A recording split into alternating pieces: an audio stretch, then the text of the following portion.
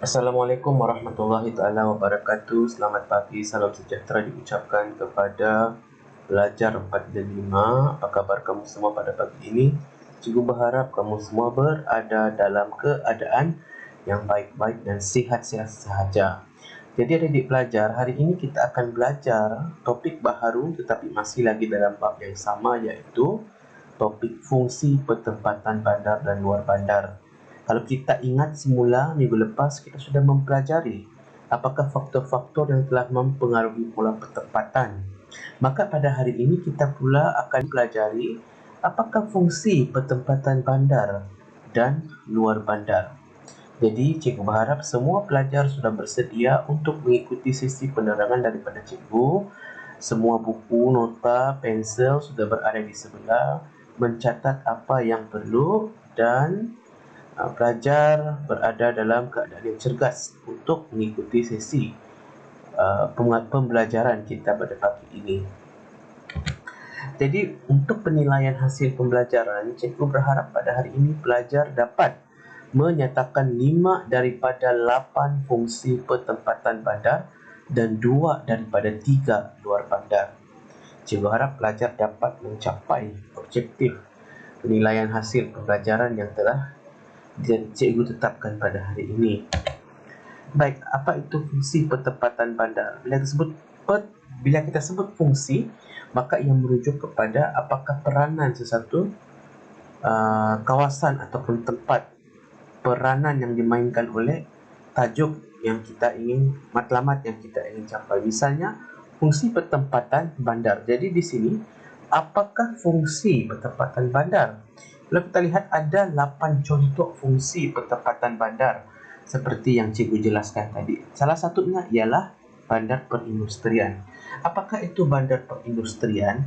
Bandar ini mempunyai bandar yang mempunyai kawasan industri yang luas, di mana penduduknya bekerja dalam bidang pengeluaran, kejuruteraan dan berteknologi tinggi.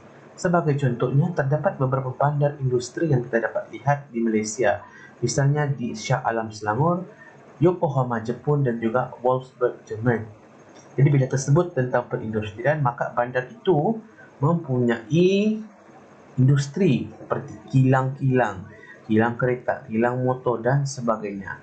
Dan penduduk yang ada di kawasan itu akan bekerja di kawasan kilang-kilang tersebut.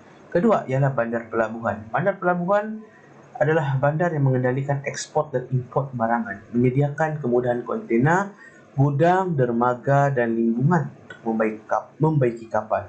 Misalnya pelabuhan Pasir Gudang Johor, Pelabuhan Kelang, Pelabuhan Bintulu Sarawak, Pelabuhan Labuan Sabah, Pelabuhan Shanghai China dan juga Pelabuhan Rotterdam Belanda.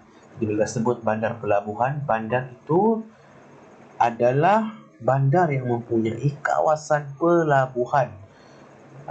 Itu yang adik pelajar kena ingat dan faham. Dan apa fungsi bandar pelabuhan ini seperti yang dijelaskan tadi ialah menyediakan kemudahan seperti mengendalikan ekspor dan import sesuatu barangan. Ketiga ialah bandar pelombongan. Bandar ini berkembang akibat daripada penerokaan sumber mineral yang terdapat di kawasan sekitar. Misalnya Keteh Terengganu, petroleum, Bintulu, gas asli, Ipoh, Perak, Bukit Timah, Kuznetstek dan Kanstek Alchinstek di Rusia, iaitu Arang Batu. Jadi bila tersebut bandar perlombongan, maka bandar itu mempunyai kawasan perlombongan luas sehingga kan ia dimajukan sebagai menyediakan peluang pekerjaan dan sebagai aktiviti ekonomi perlombongan, misalnya gas asli di Bintulu Sarawak. Keempat, bandar pelancongan. Bandar ini menjadi tumpuan pelancong dengan keistimewaan fizikal seperti kawasan pantai. Contoh, Port Dickson, Negeri Sembilan. Kawasan pelancongan bebas cukai di Kuah, Pulau Langkawi dan bangunan bersejarah di Bandaraya Melaka dan Pantai Honolulu, Hawaii, Amerika Syarikat. Jadi, adik pelajar kena faham, bandar pelancongan ini adalah bandar yang mana kegiatan aktiviti di sana tertumpu kepada pelancongan. Misalnya, tadi yang cikgu sebutkan seperti di Pulau Langkawi, di mana terdapat banyak kawasan pelancongan yang ada di situ, misalnya pelancongan pantai, pelancongan peranginan, pelancongan pemandangan yang menarik. Jadi bila ada tarikan-tarikan seperti ini, maka ia menjadi tarikan kepada pelancong dan akhirnya kawasan tersebut menjadi kawasan bandar pelancongan. Kemudian bandar satelit. Bandar ini dibangunkan untuk mengatasi masalah kesesakan pertempatan di bandar utama dan berperanan sebagai bandar sambungan kepada bandar utama. Misalnya Petaling Jaya, Senawang, Newcastle dan juga Gurgaon di India. Kemudian bandar pendidikan. Bandar pendidikan mempunyai pusat pengajian tinggi. Bila disebut bandar pendidikan, maka bandar itu mempunyai sistem pendidikan yang baik. Misalnya di Bangi kita ada Universiti Kebangsaan Malaysia, di Sintok Kedah ada Universiti Utara Malaysia, dan juga seperti di Amerika Syarikat adanya University Harvard. Bandar satelit tadi cikgu sudah jelaskan kan? Okey, seterusnya Bandar Diraja.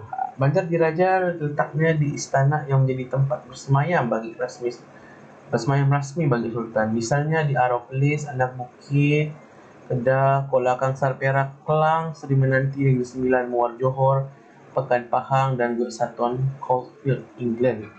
Jadi bila tersebut Bandar Diraja, maka bandar itu mempunyai istana sultan. Itu yang ada di pelajaran, kena ingat ya. Bila sebut Bandar Diraja, bandar itu ada istana sultan. Kemudian bandar pentadbiran. Ia berfungsi sebagai ibu negeri, ibu negara atau pusat pentadbiran. Menawarkan pelbagai bentuk perkhidmatan kerajaan kepada penduduk. Misalnya Putrajaya sebagai pusat pentadbiran kerajaan persekutuan, Kota Kinabalu, ibu negeri Sabah, Kota Baharu, ibu negeri Kelantan dan juga Paris, ibu negara Perancis. Jadi, cikgu bagi contoh misalnya di KK, Kota Kinabalu itu adalah merupakan ibu negeri Sabah. Jadi bila sebut tentang pusat pentadbiran ataupun bandar pentadbiran, maka bandar itu mempunyai fungsi perkhidmatan kerajaan. Misalnya kamu tengok sana kan yang bangunan PPNS sana tu, bangunan kerajaan negeri Sabah di tepi laut tu, itu contoh bandar pentadbiran negeri Kota Kinabalu. Kemudian bandar sempadan. Bandar ini terletak di sempadan negara yang berfungsi sebagai pintu keluar dan masuk ke sebuah negara. Misalnya Rantau Panjang, Padang Besar Perlis, Bukit Kayu Hitam Kedah, Serikin dan Limbang Sarawak. Ini adalah contoh-contoh di negara kita yang mana bandar ini merupakan bandar sempadan. Kalau limpas kawasan itu, maka kita sudah memasuki negara lain. Misalnya di Rantau Panjang Kelantan, Padang Bukit Kayu Hitam Kedah. Kalau kita pergi depan lagi sikit, kita sudah masuk negara Thailand. Jadi maksudnya bandar sempadan ini adalah merupakan bandar sempadan antara sesuatu kawasan antara negeri dengan negeri ataupun negara dengan negara. Itu yang pelajar kena ingat. Kemudian bandar pertahanan. Bandar ini terdapat pangkalan tentera udara, laut dan darat yang mempunyai kemudahan pertahanan. Misalnya pangkalan tentera laut di Raja Malaysia di Lumut Perak, pusat latihan asas tentera darat Pusasda di Port Dickson, dan juga Fort Bragg di North Carolina, Amerika Syarikat. Dan akhir sekali bandar teknologi maklumat. Bandar ini dibangunkan untuk memajukan teknologi maklumat dan komunikasi negara, agensi kerajaan dan swasta yang berkaitan dengan pembangunan teknologi maklumat yang beroperasi di bandar ini. Misalnya Cyberjaya Selangor, Bristol, England dan juga Sacramento, Amerika Syarikat. Seterusnya kita pergi pada fungsi pertempatan luar bandar. Apakah fungsi pertempatan luar bandar yang kita dapat lihat di sini? Iaitu pertama, fungsi pertempatan luar bandar ialah sebagai pusat pengumpulan hasil pertanian, perikanan, industri hiliran dan pelancongan.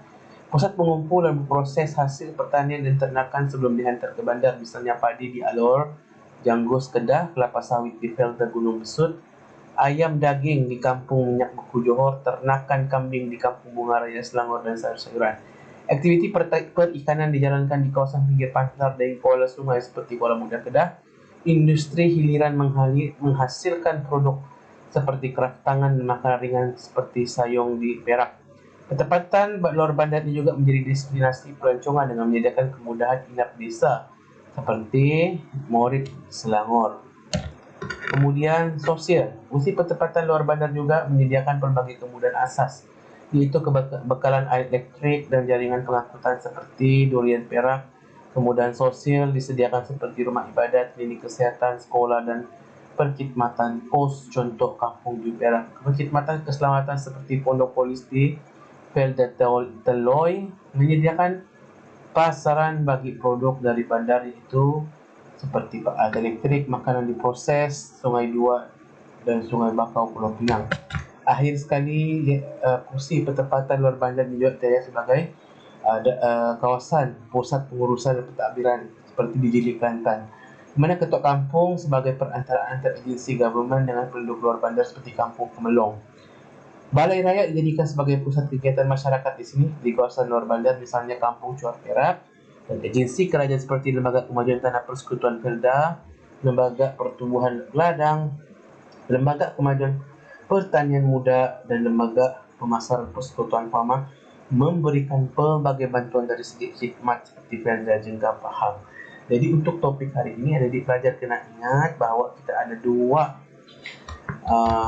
ada dua fungsi pertempatan tadi, fungsi pertempatan bandar dan luar bandar. Di bandar kita dapat lihat 7 contoh tadi, itu pertama bandar perindustrian, bandar pelabuhan, bandar perhubungan, bandar pelancongan, bandar satelit, bandar pendidikan, bandar diraja, bandar pentadbiran, bandar sempadan, dan juga bandar pertahanan, dan bandar teknologi maklumat. Dari segi fungsi pertempatan luar bandar, seperti yang saya jelaskan tadi, ada 3, yaitu dari segi ekonomi, sosial, dan juga government. Jadi itu saja untuk topik hari ini. Terima kasih diucapkan atas kesudian adik pelajar dan kesungguhan adik pelajar untuk mengikuti sesi penerangan daripada cikgu.